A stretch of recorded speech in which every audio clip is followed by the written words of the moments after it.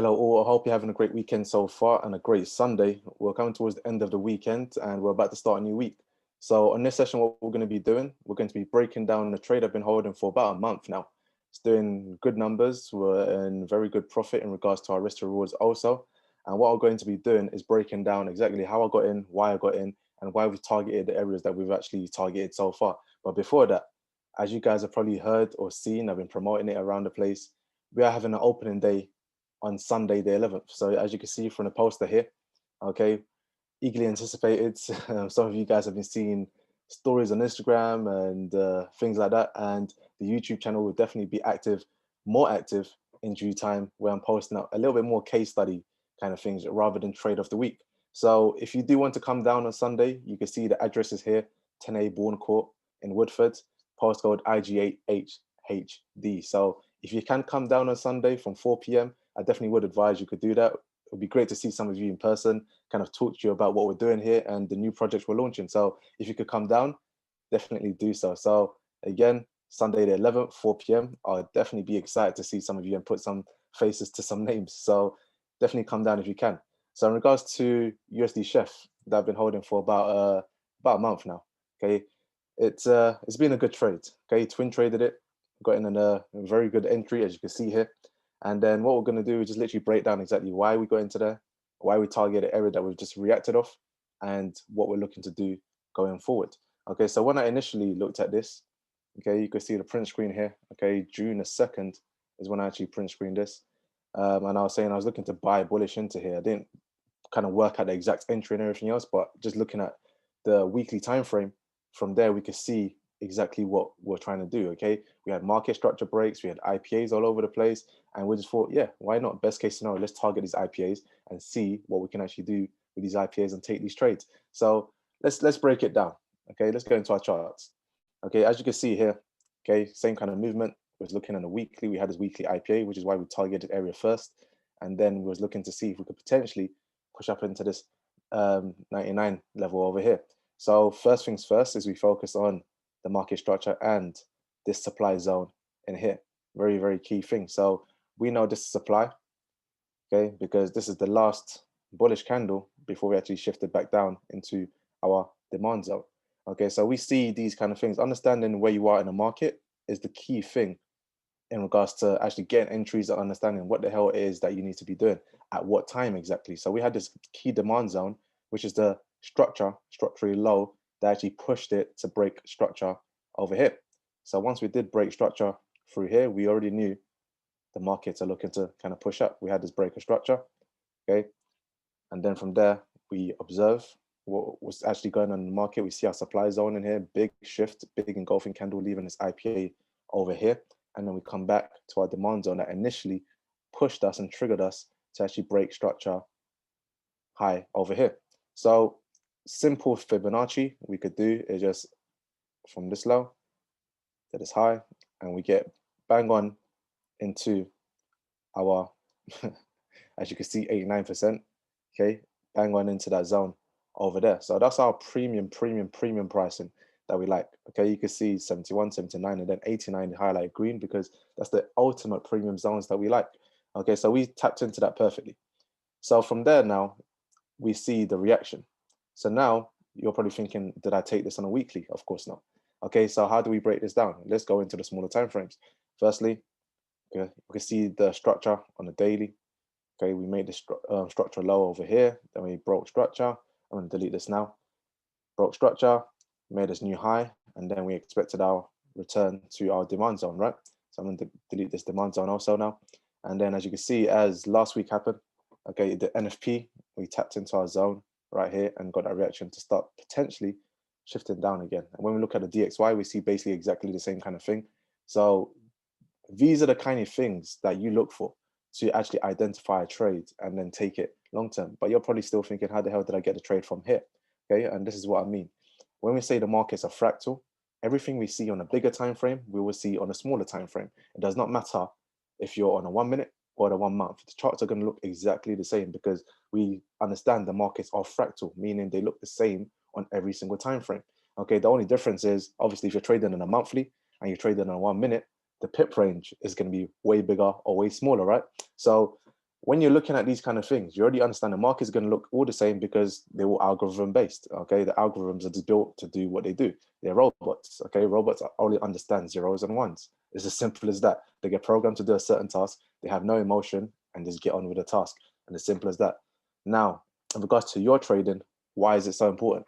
Because once you understand what the algorithm doing, what they're built to do, and why they do it at certain times, you can now just bypass the people that are getting in too early, too late, and just missing trades entirely. And now you're understanding what the algorithms are doing. So it's like you're programmed, you're playing. Imagine being in a matrix. Okay, let's not get too technical with it, but these are just programs. They're designed to do what they're doing. Okay, so once you actually understand what the programs are doing, you can literally play alongside with them and actually get in at the same time, do what you're doing, make your profit, and happy days. Okay, so you can see here on this entry, we had a liquidity wipe, we had a Wednesday weekly low, and we had a 30-minute entry that was looking at. Okay, so when you're looking at this whole thing, to some of you, it might just look like sideways price action. Okay, but people that understand what the algorithms are doing, understand the Wyckoff logic, understand what the hell is going on when market is going sideways. Okay, and I'll just quickly go to this image.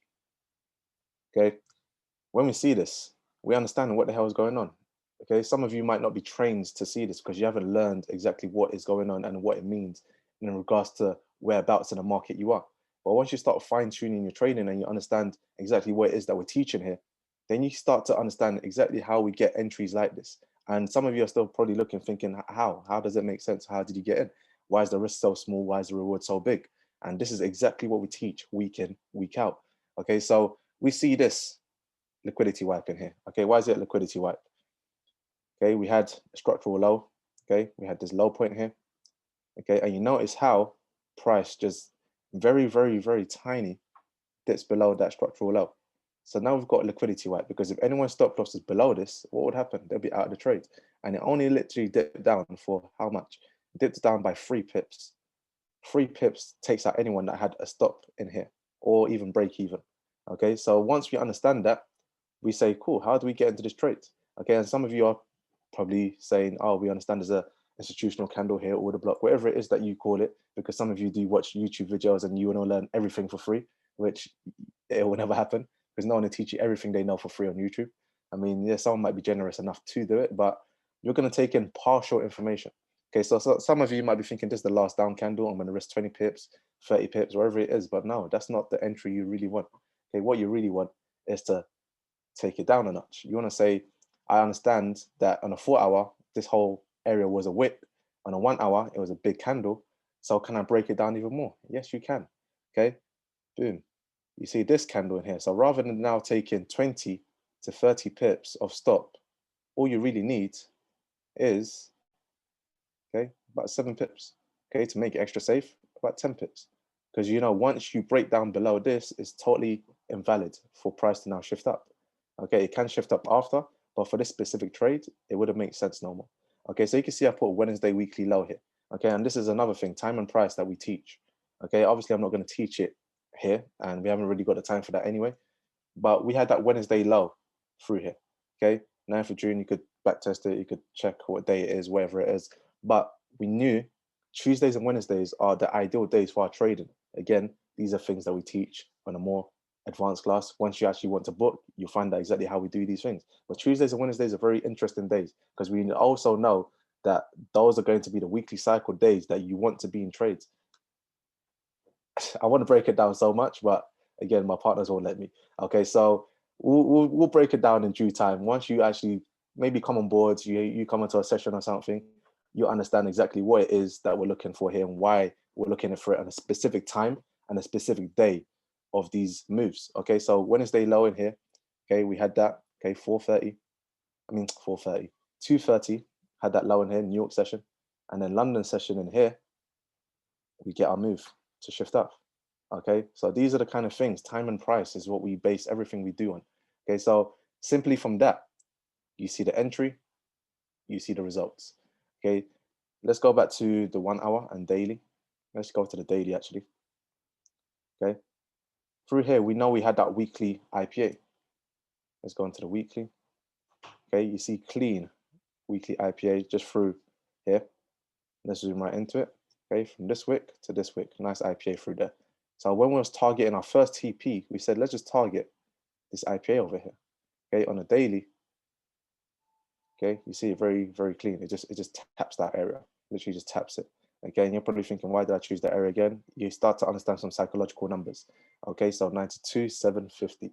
Very nice psychological numbers. Again, you know what? I'll drop you some hints. 20s, 50s, and 80s in the charts are very sensitive numbers. Okay, very sensitive numbers. So every time we see a 50 level, 80 level, 20 level, we're in. Okay, we understand what we're looking for, what we're targeting. Okay, so we came into there very clean, tapped it, and now we're kind of reacting to go away. So what was the risk to reward on this? Okay, as you can probably see here, 34 to 1. Okay, 34 to 1 trade. That's ridiculous.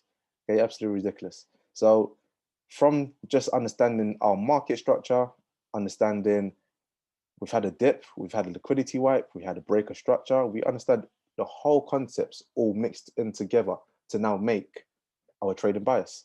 So once you get your trading bias, it's now about executing. Okay, so understanding the bigger time frames, and many people, it shocks me, and I don't understand where some people are learning from. Some people don't even go past the 4-hour time frame, and I find that crazy. Okay, maybe you're just in it for 10, 15 pips, and you're happy with that. If that's you, I mean, by all means, make your money. No one's there's all different ways to make money on the charts, right? I'm not gonna kind of say that's the wrong way to do it, but if you know there's 300 pips on the line, there's 350 pips that you could potentially make with a 10 pip stop. Why would you only be satisfied with 15 pips? To me, I mean, personally, it doesn't make no sense. Okay, I've always been a kind of swing trader anyway, but understanding that, I still know I could be a swing trader and get these kind of entries and still swing. Okay, because I know long term price is going to head up into here anyway. So why would I be satisfied with 30 pips, 60 pips, and 100 pips? I know minimum we're going to tap into this IPA area and then react. Best case scenario, as you could probably see from the print screen that I had, okay, where was it? This one. Best case scenario, I was thinking, wouldn't it be nice if we could head up into this area? Again, why am I thinking that? We get the same market structure on every time frame. It doesn't matter if you're on a 1 minute, 2 minute, 10 month, it doesn't matter. It's all the same. So from here, what do we see? Okay. Overall, right now, we are bearish, right? We're in a downtrend. Okay, you can see you've got structural lows, breaks in here, equal lows. Okay, you come back into this area, tap into that supply zone. Okay, come back lower, create equal lows again, come back into here, leave this IPA, make a new low. So we know there's still a chance we could potentially reach up into this area here because there's still some supply. There's IPA over here, the supply over here. So 1, 2, 3 areas are very interesting. Not to mention, we've got this internal liquidity in here. Again, more terms that we teach in our classes and I'm kind of being more advanced. We know we've got this internal low in here, internal high, sorry. So I understand that this is a target. I understood that this is a target. Now we just have to wait to see how price develops in and around this area. Is it going to hold in here and then drop off again? Or are we going to kind of get some retracement coming into the new week and then push up to take out this target in here and then move into our supply zone? Also, we've got this IPA here and we've got this supply zone in here. So we've got 3 major targets right now that the big players are kind of in drawdown. Okay, they want their money back. No one wants to lose in these markets, especially the big players, because they sacrifice so much money to make these charts move. Okay, it takes so much money to even move the chart to 1 pip. Okay, so when you're seeing these things fly 30 pips, especially when you see big candles like this that go 200, 320 pips on the weekly, okay, this whole week, 320 pips shifted, okay, it takes a lot of money to do that. And whoever's doing that is sacrificing money somewhere to make this happen. Okay, they're investing into it. I won't say sacrificing, they're investing into the move. So at some point, they're going to want their return back. Okay, and what does that mean? We get order blocks, we get institutional candles that we want to tap back into. Okay, to make this move shift down from here. Okay, it shifted down entirely, about 480 pips. There's a lot of money used in this one specific candle to make this happen. Okay, this down candle, we tap back into it. So now they've got their money back. From when this happened, how much did the charts move? Okay, we moved about 520 pips. That's a lot of money sitting behind these candles to shift it up, to break structure, to come back. They've now done mission accomplished. They've done that. So what's the next move? If we take our fibs from the low to this high, you can see where my minus 27 is. You can see where my minus 62 is. It's in these zones. Where's the next supply zone? Okay, that we could target. We know overall now this would be the area right in between the 27, 41%. This is that supply zone that made price shift down to break the structure. So we know this is a very, very key, very, very key area. Okay, very, very key area. So now, what do you think I'm waiting for? I'm just thinking, yeah, let's get some kind of pullback into here or something, and then maybe we could push up into the supply zone. Maybe we could push up into this and an IPA over here. Okay, we got weekly IPA over here. So these key zones, once you start understanding how to play them on a bigger time frame, and then you combine it with your smaller time frame entries, just like we did to get this move initially, you start to get some ridiculous risk to reward ratios. Okay, and this is exactly what we teach. So you're not kind of trading 3-to-1s, which is the industry standards. Okay, or when people get 5-to-1s, they get really happy. We're showing you now 10+1s.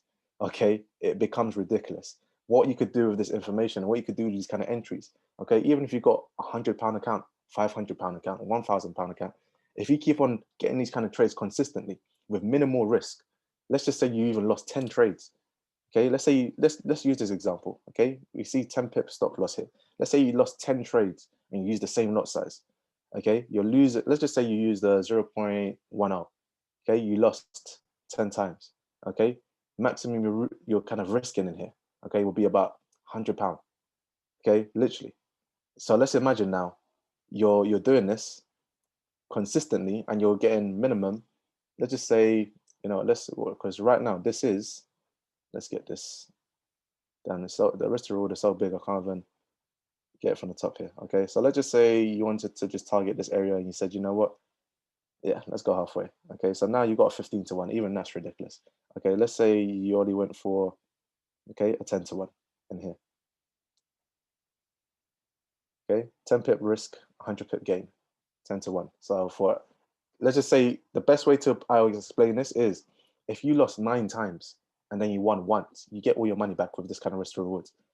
Basically, if you're using the same lot size every time and then you finally get it right, even though you lost 9 times in a row, you get it right once, you get your money back, or slightly more. Okay, well, let's just say you lost 9 times in a row and then you finally caught this trade and you said, you know what, I want to head up into the hit. Yeah, you get the point.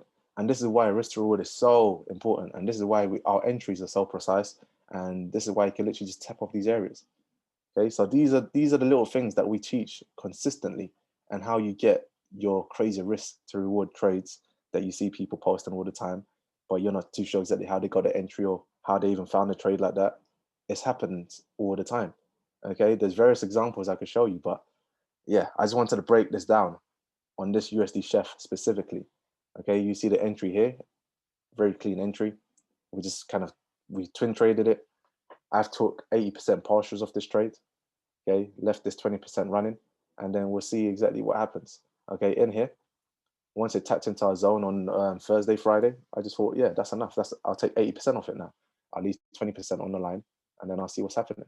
If I could get new re-entries to kind of come back up into the area that we truly want, okay, then we'll do that. So when you see these kind of trades, they're not impossible. They happen all the time. I won't say all the time because on the bigger time frames, it takes some time to actually accumulate, distribute, so on and so forth. But you see these kind of trades happening all the time. So with the DXY right now, we're in a very interesting place leading into this week. Okay, again with the DXY, I probably should have had the print screen ready that I print screened a long time ago, but when was down in here? Okay, when was down in here? I was saying we could potentially come up into the zone here and then fall down. As NFP happened on Friday, we literally tapped into the zone here instead of falling down. So I'm just very curious to see how we're going to react. Are we going to do what I think we might do? Okay, take out the liquidity in here. Or are we going to maybe come back into our order block over here? Okay, maybe come back into our order block over here, and then who knows, from there shift off into our next supply zone that we have over here. I've been looking at this supply zone for a very long time, since 2020 we've been looking at it. Okay, so with this, I'm just wondering, can we hold? Okay, because we haven't taken out this structural low in here yet. Okay, we have not taken out the structural low yet. So until we do that, and market structure in here starts to create these kind of accumulation, we start to think, maybe might we be bullish? Okay, might we be bullish in a shorter term to reach these kind of areas, and then overly bearish? Okay, let's go into my quarterly chart. I'm going to the quarterly chart over here. Overall, for DXY, this is what I'm looking for. this is my kind of long-term thinking of what I might like to see with the DXY. So when we look at this right here, okay, again, like I said, it doesn't matter what time frame you're on, we see the same thing over and over again. So you can see here, okay, S-team phase V spring test. And I always say to my team, I always say to my clients, test is your money maker. Once you understand the sequence, the game gets really fun. The game gets really fun. So you see this here, okay? You see the similar kind of shape. It doesn't matter what time frame we're on. It looks quite similar, okay? So I would like this ultimately to take out these lows in here, potentially come back down into here, and then we see DXY, the dollar, being overall bullish for a long time. And you've heard talks about the digital dollar. Okay, the digital dollar is potentially a thing. I don't care what the news say. I don't care how banks are trying to scare you. The big players are in this game for a long time. I mean, they know things are going to go digital in due time. So when you hear the news saying it's not safe to buy crypto, blah blah blah blah blah, again, all the news has is fear. That's the only way the news can influence anyone. Fear. Just think about it. When was the last time you turned on the news and said, you know what, I'm inspired about life today. I'm inspired to go out and kill my dreams and kill the day. Okay, I'm gonna get everything I want because I watched the news. No, you watch the news and think, damn, that's sad. Oh man, this country that just happened. I mean, that's literally all the. When you watch the news, that's it. Okay, which is why I don't watch. I don't personally watch TV. Okay, because I see these things. I don't want my mind to be cluttered with nonsense. Okay, so again, just think about 2017. Bitcoin was at just very short of 20K. And what was the news saying? They're saying, yeah, everyone should buy Bitcoin. It's going to 20K. It's going to touch 20K. If you go back to your charts, you'll see Bitcoin literally landed on 19,666. Again, I'm not very superstitious or religious or whatever else, but that's I mean, that number 666, it's quite a devilish number, right? So when that happened, the news is telling everyone to buy a Bitcoin. It's going to 20K. It stopped very short of 20K at 19,666. And what happened? We dropped. Okay. So just understand the news is not really there for you. Okay. And we won't get into even the V's and the things they want to put in your arm. I won't say it, but you guys know what I'm talking about. But I was always asked myself, since when was the government or my healthcare system ever so passionate about my health? If there was, why is there cigarettes, alcohol, and everything everywhere else? If there was that passionate, surely they would close down shops that sell those kind of stuff, or maybe even potentially just stop the import of that, right? But it makes them so much money.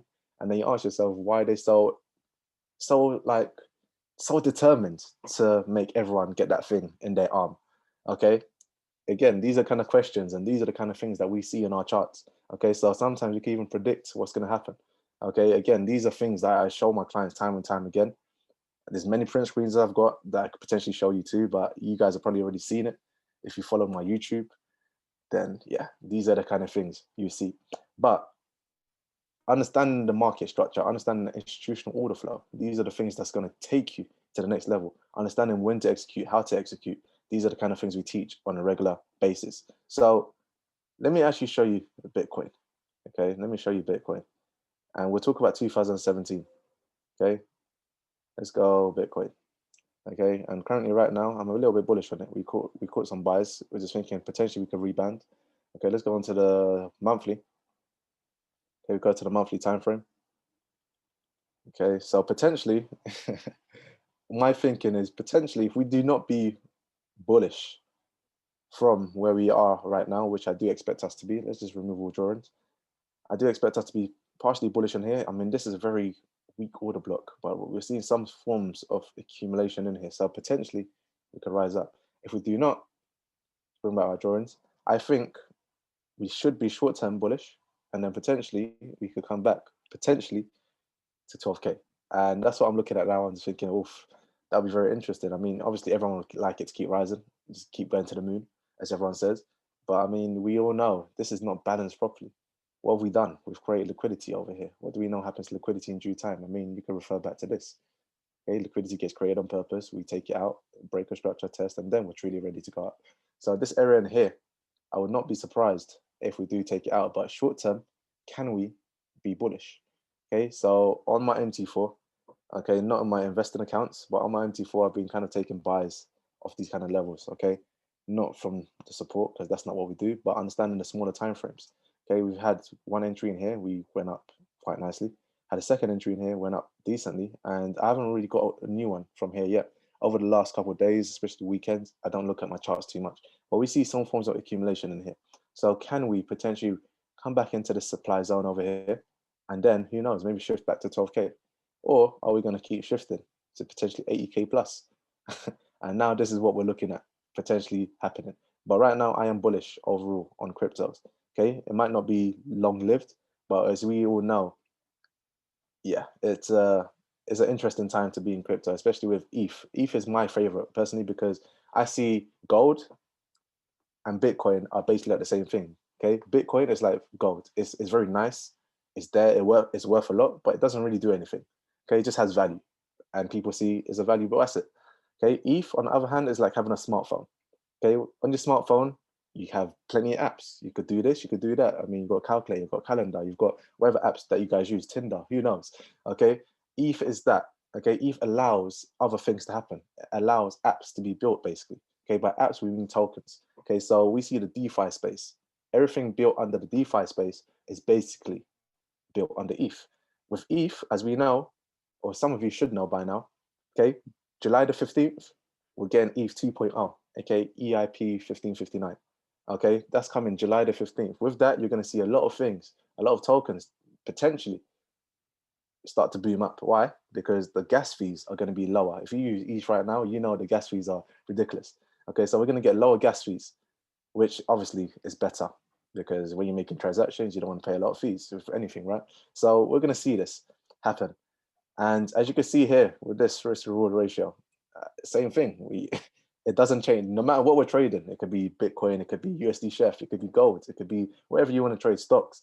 We trade exactly the same because why? The algorithms are exactly the same. They're just robots. They're built to do the same thing. So anything you can search on TradingView that moves just the way we see here, we teach exactly the same. It does exactly the same thing. So with ETH, you see we had pinpoint accuracy with our entry. Okay, tapped into here firstly on this area firstly. Okay, the 23rd of May, we had this nice bullish run and we started floating. So we took profit, just sat on it. We say we'll see what happens after. Okay, we came back into this area, tapped it again the 22nd of June. Okay, and then on the 26th of June, we tapped it again. And as you guys can see, we're shifting quite nicely. Okay, we're shifting quite nicely. And again, we teach these things exactly the same. It does not matter what you're trading. Okay, so you see in here, that's our target, just like the USDCHF I just showed you, right? That's our target. We want to head up into this area, and then from there, we're going to see what the reactions are going to be. Are we going to fall back down? Okay, are we going to fall back down, or are we going to keep rising? Obviously, everyone wants this to keep rising. So again, remember what I said about 20s, 50s, and 80s? Why do you think we have this 4,800 level? Again, 80s. So these are the little things you start to learn. These are the kind of things that we teach on a regular basis. Okay, so if you want to be involved, you already know what to do. Okay, link will be in the bio. And I'm so excited about the new projects we're launching. So like I said, if this is the first time you've seen a video, this is the first time you've seen me, this is the first time you've seen these kind of strategies or whatever else it is, feel free to come to that open day. Okay, ask the questions, ask about what it is that we do exactly, how you can specifically learn, and we'll show you exactly what we're going to be doing. Okay, so I'm very excited to kind of come on board with the partnership that is allowing me to now have this platform to do so. So again, come down, Forex MMA open day, July the 11th, 4 p.m. we're starting. As you can see here, we're having a markup session, a Q&A, okay, camera crew for pictures, videos, wherever it is, okay, food and drinks. And then obviously on Sunday, that Sunday is going to be the Euro 2020 final. So if you're living in and around London, or who knows, if you're far out, if you live in Dubai, if you want to come down, you can fly in. Okay, so I'm excited. Like I said, as you can probably tell, Sunday 11th, feel free to come down, ask questions, and see exactly what it is that we're doing here. And then from there, the world is your oyster, literally. We'll take it from there. Okay, so hope to catch you soon. Hope you enjoyed this video. Hope you got some kind of value from it. Until next time, take care.